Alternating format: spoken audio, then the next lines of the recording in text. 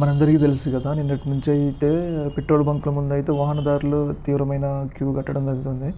అది ఎందుకు వచ్చిందంటే చాలా పెట్రోల్ బంకుల్లో అయితే పెట్రోల్ అయితే స్టాక్ అయిపోవడం జరిగింది. స్టాక్ ఎందుకు అయిపోయిందంటే భారత ప్రభుత్వం తీసుకొచ్చిన ఒక కొత్త చట్టం అయితే ఉన్నది. ఆ చట్టం ఏందంటే భారత న్యాయ సంహిత ప్రకారం ఇప్పటివరకు హిట్ అండ్ రన్ కేసుల్లో అయితే చాలా తక్కువ శిక్ష ఉండేది. అయితే ఈ సందర్భంలో ఆ చట్టానికి కొన్ని మార్పులు చేసి ఆ చట్టంలో అయితే కొన్ని కీలకమైన కఠినమైన రూల్స్ అయితే తీసుకురావడం జరిగింది. ఆ రూల్స్ అనేవి ఆయిల్ ట్యాంకర్లకు మరియు డీజిల్ ట్యాంకర్లకి చాలా ఎక్కువ ఉన్నాయి. ఈ సందర్భంలో అయితే ఆ యొక్క చట్టాల్లో మార్పులు నిరసిస్తూ వాళ్ళైతే సమ్మెలు నిర్వహించడం జరిగింది. సమ్మె నిర్వహించడం వల్ల పెట్రోల్ బంకులకి ఆయిల్ సరఫరా చేస్తే లారీలు, ట్రక్స్ అనేది ఆగిపోవడం జరిగింది. అందువల్ల ఆ పెట్రోల్ బంకులో స్టాక్ అనేది నిల్వ అయిపోయింది. ఈ సందర్భంలో అయితే పెట్రోల్ బంక్ యజమానులు నో స్టాక్ బోర్డులు అయితే దర్శనమిచ్చాయి. దీనిని గమనించిన ప్రజలు ఒకేసారి ఆయిల్ బంకులు క్యూ కట్టడం ద్వారా పెద్ద ఎత్తున ట్రాఫిక్ జామ్ కూడా అయింది.